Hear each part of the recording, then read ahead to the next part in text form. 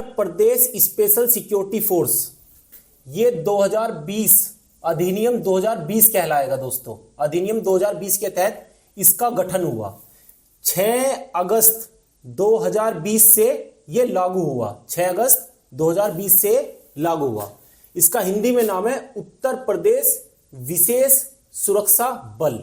उत्तर प्रदेश विशेष सुरक्षा बल। इसमें दोस्तों 3 साल की प्रतिनियुक्ति पे जाते हैं, कम से कम 3 साल की, कम से कम इससे ज्यादा भी हो सकती है, 4 साल, 5 साल, 6 साल, वो डिपेंड करता है अधिकारियों पे।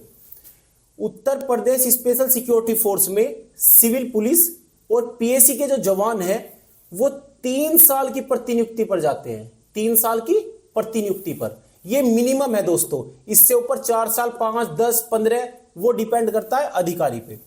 उसके बाद इसकी ड्यूटी क्या होती है, यूपी एसएसएफ की ड्यूटियां ये कैसे काम करती है। ये सभी न्यायालयों में ड्यूटी लगेगी इनकी, जितने भी यूपी के अंदर दोस्तों, सिर्फ यूपी के अंदर।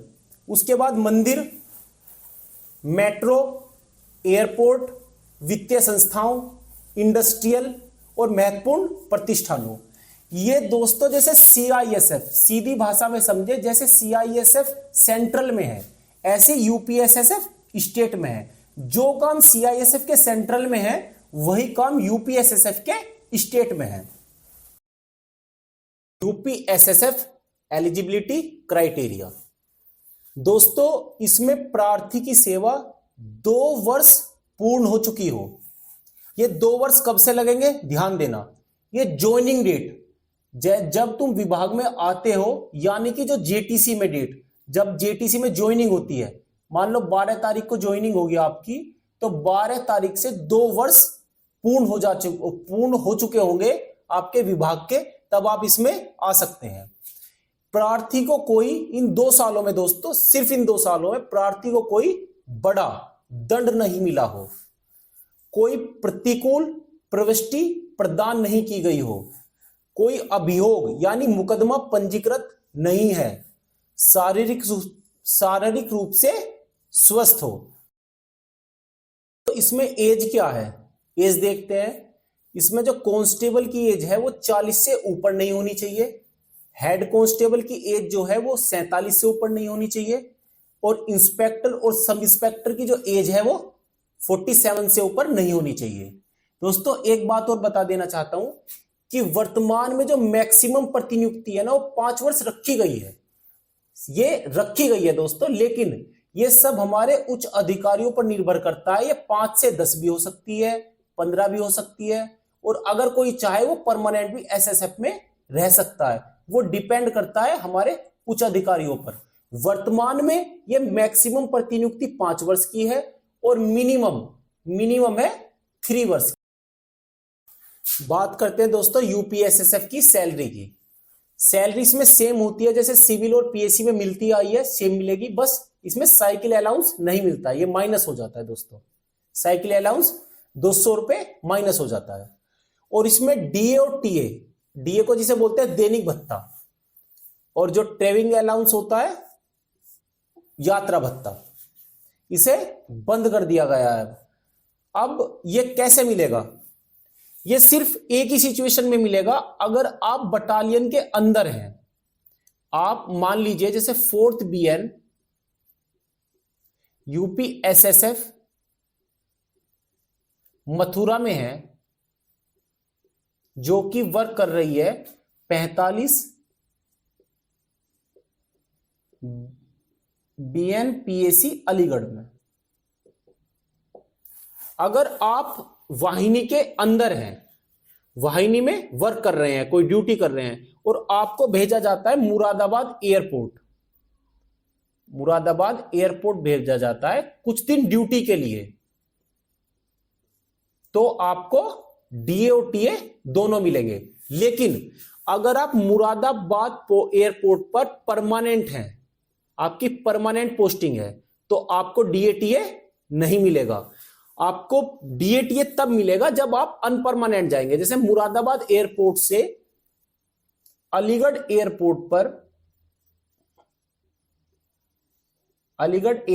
पर जनशक्ति पूर्ति हेतु मुरादाबाद एयरपोर्ट से एक सिपाही जनशक्ति पूर्ति हेतु अलीगढ़ एयरपोर्ट आया तो आपको डीए और टीए जितने दिन आप ड्यूटी करोगे वो मिलेगा दोस्तों।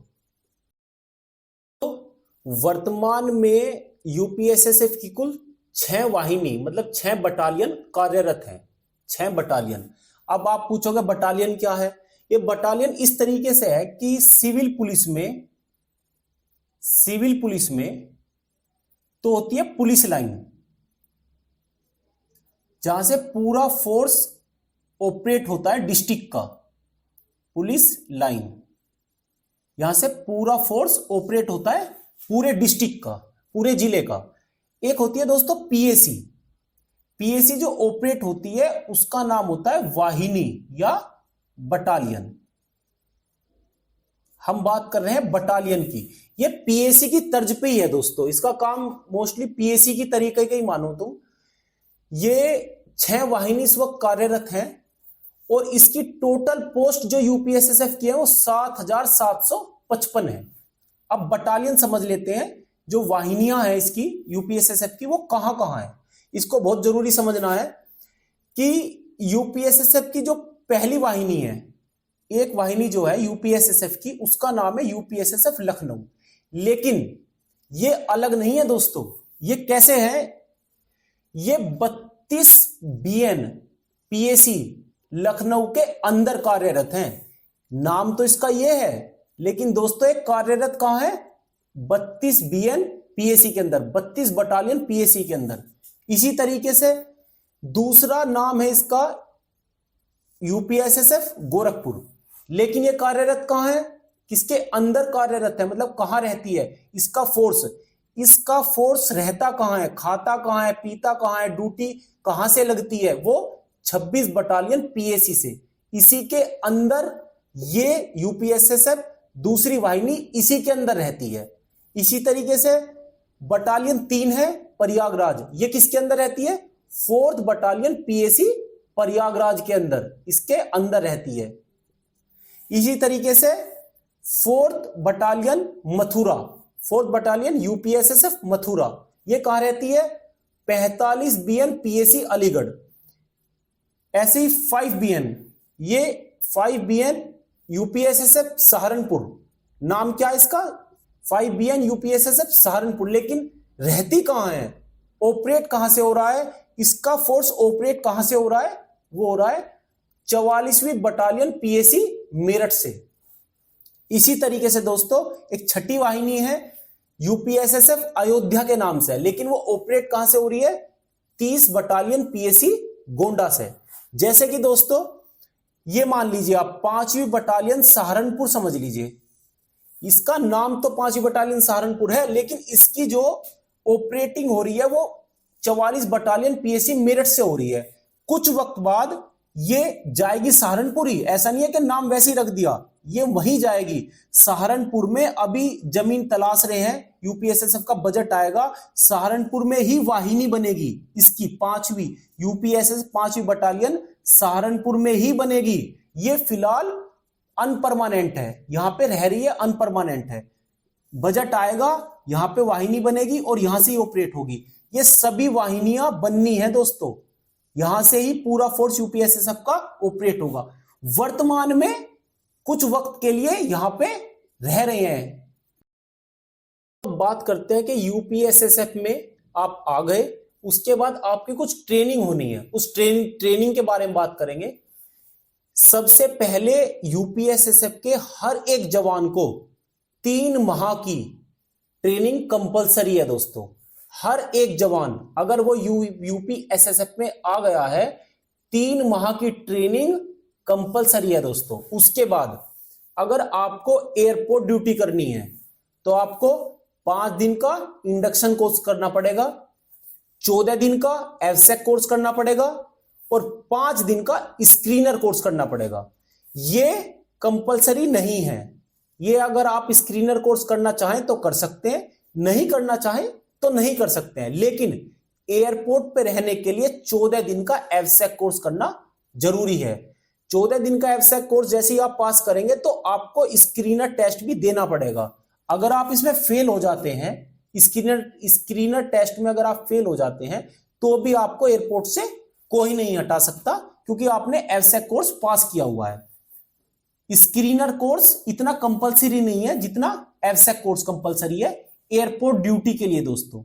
ये स्क्रीनर वो होता है दोस्तों जो मेट्रो में वो बैग आते हैं, वो स्क्रीनिंग ऐसे लगी रहती है ना, उसमें बैग स्कैन करते हैं, तो वहां पे जो बंदा बैठा रहता है वो देखता रहता है कि बैग के अंदर क्या है। वो पूरा कोर्स स्क्रीनर कोर्स है।